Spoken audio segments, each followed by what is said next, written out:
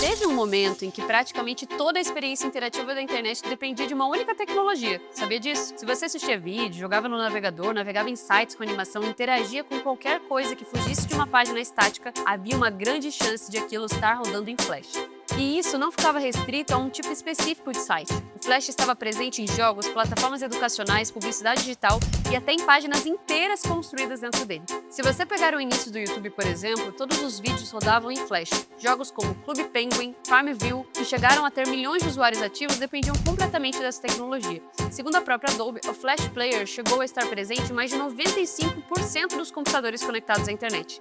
Na prática, o Flash estava em todo lugar. E talvez o mais curioso disso tudo seja justamente isso, uma tecnologia que chegou nesse nível de presença que praticamente desapareceu. Aqui quem fala é Micaela Martins, da Coders Company, e hoje a gente vai entender como uma das tecnologias mais presentes da história da web deixou de fazer sentido ao longo do tempo, e o que essa trajetória revela sobre como sistemas e padrões evoluem.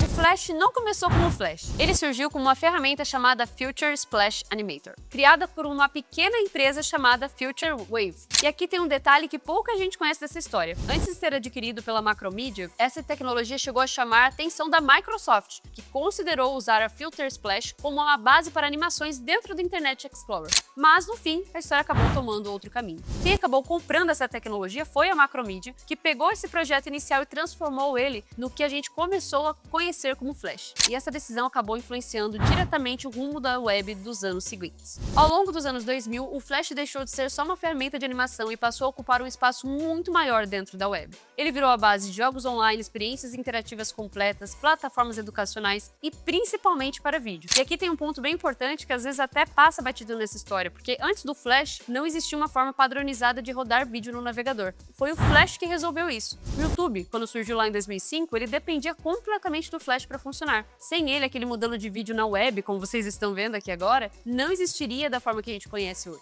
Além disso, jogos como Clube Penguin e Farmville, que chegaram a ter milhões de usuários simultâneos, só eram possíveis dentro do navegador por causa do Flash. E isso não ficou restrito ao entretenimento, tá? A publicidade digital passou também a depender fortemente dessa tecnologia. Banners animados, campanhas interativas e peças visuais complexas eram quase sempre construídas dentro do Flash. Se você era dev naquela época e queria construir algo mais dinâmico, mais rico visualmente, o Flash não era exatamente uma escolha. Ele era o caminho mais direto e praticamente o único que você tinha ali. Com o tempo, o ambiente ao redor do Flash começou a mudar e essa mudança trouxe novas exigências. O que antes funcionava bem passou a ser pressionado por padrões diferentes de uso, principalmente em desempenho e segurança. O Flash passou a ser associado a consumo elevado de CPU, uso maior de bateria e uma série de vulnerabilidades que exigiam atualizações frequentes. E aqui tem um detalhe também bem importante, porque durante anos o Flash foi uma das principais portas de entrada para ataques em navegadores, justamente por ser uma camada externa com bastante acesso ao sistema.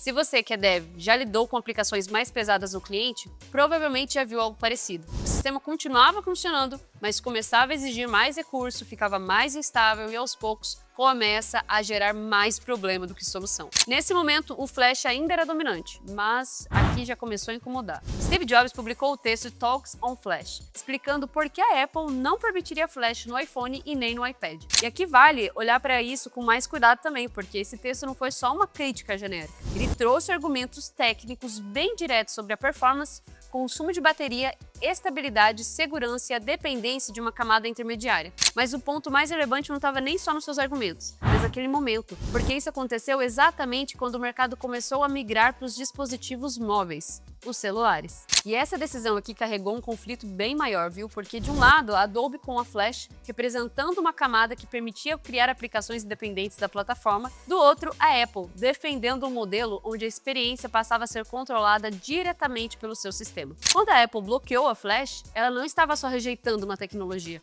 ela realmente estava definindo como esse novo ambiente iria funcionar. A transição do desktop para o mobile mudou completamente esse cenário aqui, porque o Flash tinha sido construído para ambientes com mouse, teclado e mais capacidade de processamento. No mobile, a lógica passou a ser outra. A interação passou a ser por um toque, a bateria se tornou um fator crítico e a dependência de plugins começou a se tornar um problema real. Ao mesmo tempo, o próprio navegador evoluiu. HTML5, CSS3 e JavaScript passaram a incorporar funcionalidades que antes só existiam dentro do Flash, mas agora de forma nativa. Isso mudou esse jogo aqui, porque passou a ser possível fazer coisas semelhantes sem depender de uma camada externa. A partir daí, a mudança aconteceu da forma gradual. O YouTube abandonou o Flash como padrão em 2015, os navegadores começaram a restringir plugins, as empresas pararam também de investir e pouco a pouco o Flash foi deixando de ser necessário. Nem porque ele deixou de funcionar, mas porque deixou de ser a melhor forma de resolver esse problema. Em 2017, a Adobe anunciou oficialmente o fim do Flash Player, com o suporte encerrado em 2020. E esse anúncio não veio nem como uma surpresa, né? Porque